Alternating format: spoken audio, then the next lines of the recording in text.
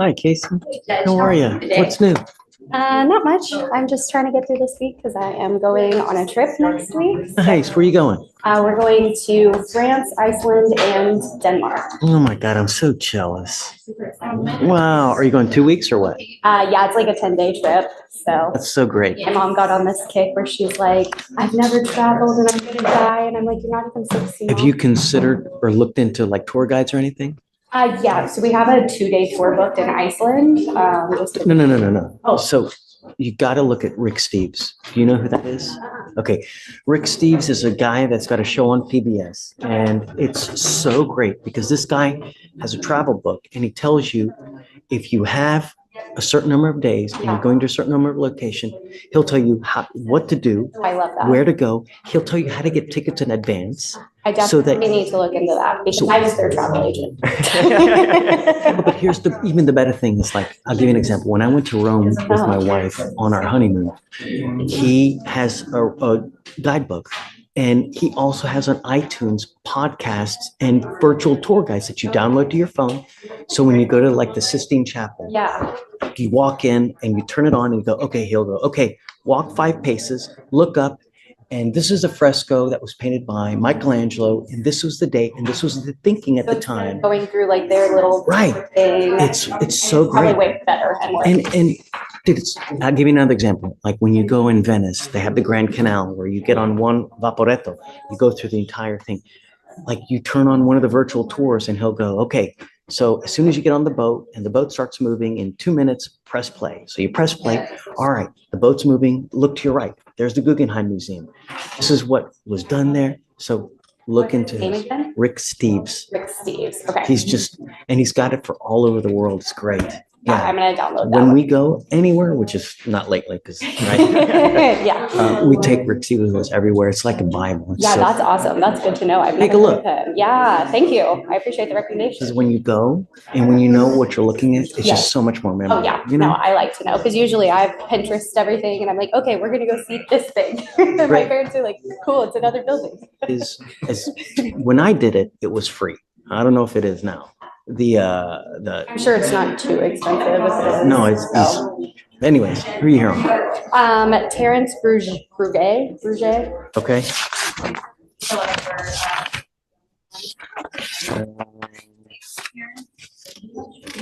All right, the courtroom is finally in session, and this case is about to reveal a problem judges see all the time. Unpaid legal fees, broken trust, and a defendant asking for more time. But will the judge show patience, or is this relationship already beyond repair? Let me know in the comments. Should a lawyer keep working if a client stops paying? Okay, it's getting up there. So we have a motion to withdraw on your queue on it for lack of payment. He is here today, though. Come up, Terrence. It's old though, man. You know? I understand.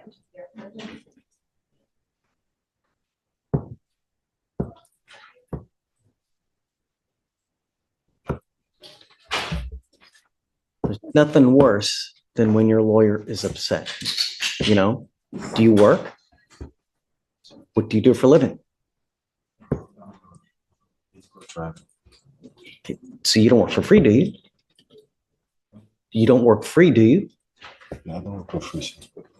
But I did. So I don't want you, it's a rhetorical question. The thing is that your case is old and it's now where it's either put up or shut up and we're ready to go to trial. You know, your case is 140 days. In 40 days, this is when we set the case for trial. It's time to figure out what we're going to do. You know, I'd like you to get together with them to see what you can do to try to mend the relationship, but it's old and it's time to figure out what to do.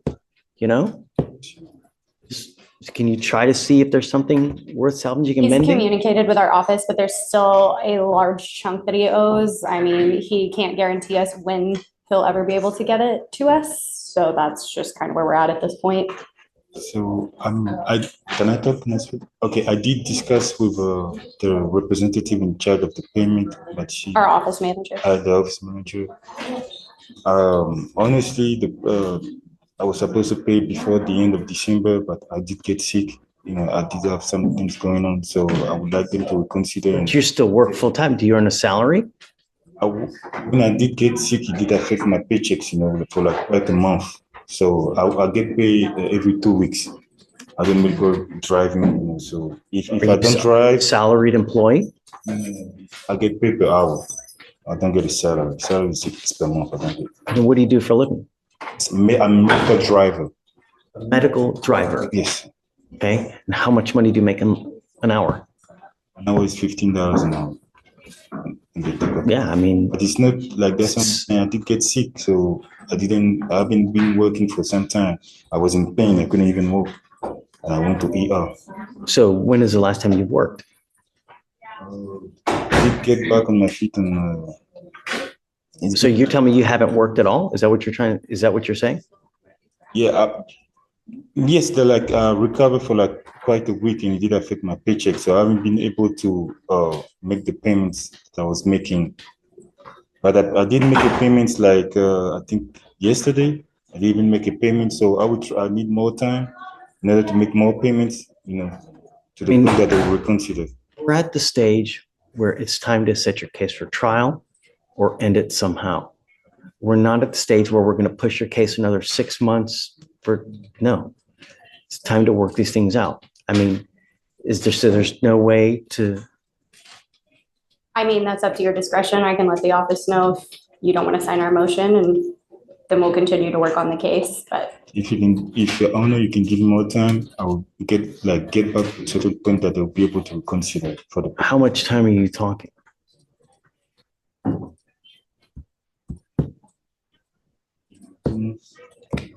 Say it again. If I can have a month or 2 months or small payments. So let me see. I'll have you fill out an application, but I don't know if you're going to qualify for an appointed lawyer. You need a lawyer to represent you. And I'm going to tell you now, even if I let them withdraw, whoever you hire, you're going to be in an extremely fast track getting ready for trial because your case is 140 days. And like I told you, at 180, we set that for trial. I need to know everything about you, how much money you make an hour. I need to know how much money you have in the bank, stocks, bonds, mutual funds, what kind of cars you drive, everything about you to see whether you qualify. If you don't qualify, you're going to have to go hire someone else. And then you're going to spend a bunch of money elsewhere. So let me ask you a question. How long can I have in order to be back on track for the payments? I don't know. That's something that you need to negotiate with them to see what they're willing to take. But I'm going to tell you now, if you don't qualify for a lawyer, all the money that's been already spent, it's just, But she is on a PTI track, and at this point, he's also going to have to spend the money on the fees and stuff for PTI. Look, I take this seriously. I don't give out lawyers like it's candy on Halloween. You truly have to qualify because when we give out court-appointed lawyers, it's I pay for it, they pay for it, they pay for it. We all pay for it. And I take it seriously, and it's not fair to just hand them out. You have to qualify. I'm following the law. So if you want, how do I pronounce your last name? Okay. Okay. If you'd like, I can have you fill out an application to see whether you qualify. But if you don't, like I said, it is what it is. You may have at least a month to be able to get the balance, please. Of course. A month. Yeah. Oh, no. No, we're not going to sit this where you're going to come back in a month. Nothing's happened. I'm not going to play this game. We need to decide today what's going to happen because in a month, now we're at 109 so let's do this. If you want, I can give you an application to fill out. I can wait to see whether I'm going to grant or deny your motion. In the interim, if you want to try to negotiate something, I don't know. But like I said, I take giving court-appointed lawyers seriously. I don't hand them out like candy because the public pays for it. And it's not fair for them to pay for something when you can afford it. You just don't want to pay. I don't know how much money you have in the bank. I've never met you, sir. I don't know who you are. I don't know what kind of car you drive. I don't know if you drive a Shelby Cobra. So let's do that. I'll have you fill out an application. If you want to try to talk to them to mend the relationship, perhaps that can work. If not, I'll wait to get your application and we'll go from there. Yes, I want to talk to them. I want to try to have a deal with them, please. With what? I'm trying to see what kind of deal I can have with them for payment plans. So if you they can go set call me the up. office again, but they've already told you no. Yes, please. So Just, you have to understand that relationships are built on trust, right? And if you're not forthcoming with the side and you put them off and you put them off and you say you're going to do this and you say you're going to do that, and then you go back on your word repeatedly, that goes a long way, you know? So This is the turning point of the hearing. Notice how the judge shifts the focus away from excuses and toward accountability. In court, credibility is everything. Once trust is damaged, every promise becomes harder to believe. Do you think the judge handled this fairly, or should the defendant have been given another chance? Share your opinion below. well, I'll have you step back. You tell me what you want to do. I'll give you a couple minutes. I don't want you to make a decision here. Take a step back. You guys just we'll check back in. let me know Judge. what you want to do. All right, please, Thank you. for sure. And thank you for Casey, for, of Yeah, no worries. Thank you, Judge. course. How are you, man? Tell me about your guy. So I spoke with him. We've been trying to work things out with him. Get it. Financial things like that. And I think just based on the amount of time we've already given him, asking for the office. Has he filled out the application? Yeah, he did. We went ahead and got it done. And I spoke with him a little bit to understand what's going on. If he is able to work something out, he says he'll follow up with us down the road, but he understands for now. Come up. Come up. Yes.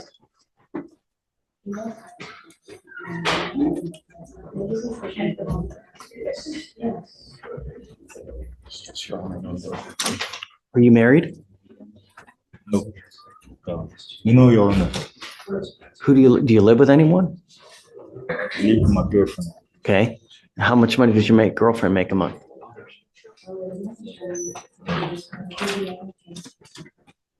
Do you need to, this is all the stuff that you've left a lot of stuff blank. You need to fill this out. I'll grant your motion, okay?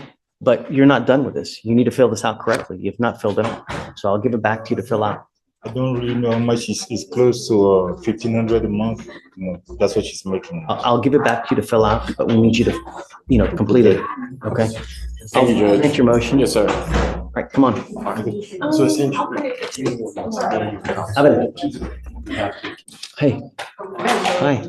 I'm back again. Last name is Beugre. It's like a DWI. Looks like I don't know kind of what happened. It seems like. So they withdrew because didn't pay. And it looked like that they were gonna do the PTI route. Okay. It's 140 now, so we can give you, I guess, a short reset just to look for you, see what you guys want to do, and then come back. PTI offer is Is he apparently approved or not approved? Nathan approved them. Yes, it is approved, yes. Okay, so basically it just needs an application and then the TRS. Contract was already sent out today, if I'm not mistaken. So What, were they that far in the process? The contract was sent today, Judge. DAP and interlock list. Okay, so he's done the TRS? Obviously, right? Because there's something, all right, come up. I didn't realize they were that in the home stretch.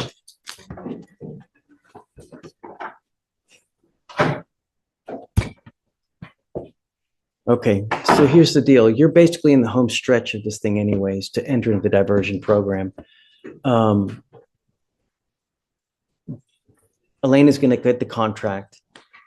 She's going to need to go over it with you. You will need to do two more remaining things. You will need to get the interlock. You will have to pay the district attorney fee.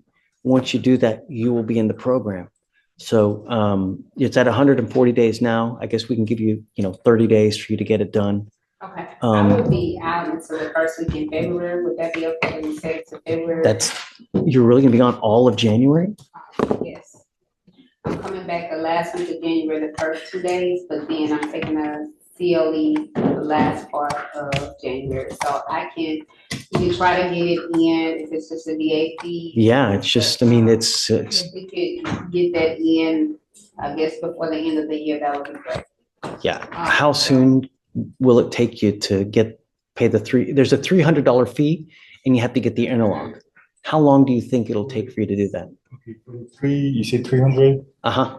I can pay it, I guess Once 2 weeks. you pay that, get proof, and do you have the interlock in your car now? Okay, you need to do both of those things to enter into the program. The program? The sooner you do it, the better, because she's leaving all of January, I guess. The alternative, I don't know if there's no driving affidavit if he doesn't have. I guess we need to look at the license suspension and I'll take a look at that. Can you Yeah, run I have us? I have an ALR and my driver's license is not suspended.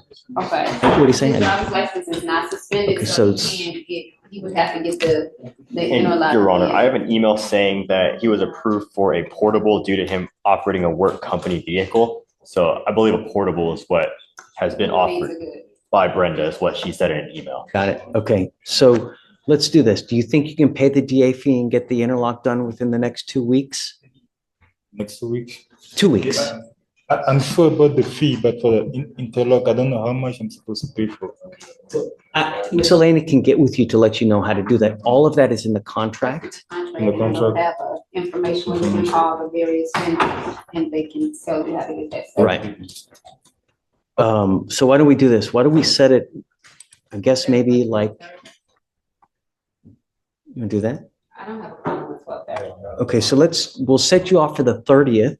Okay, you're gonna need to get together with Miss Elena quick so that you guys can get on the same page. The most difficult thing will be for you to get the interlock, but you need to make the appointment as soon as possible because they're really busy. Don't wait till the day before court. Call today, tomorrow, or the next day to make the appointment. When you get that, pay also the DA fee, and then you're in the program. Okay? The idea is to do that before she goes because she's going to be gone for a long time, and it makes no sense for you to wait all that time when you can be working toward the goal. Yes, Okay? sir. Yes, All sir. right. Thanks, thank you. Good luck. All right, thank you. Thank you, Elena. This way.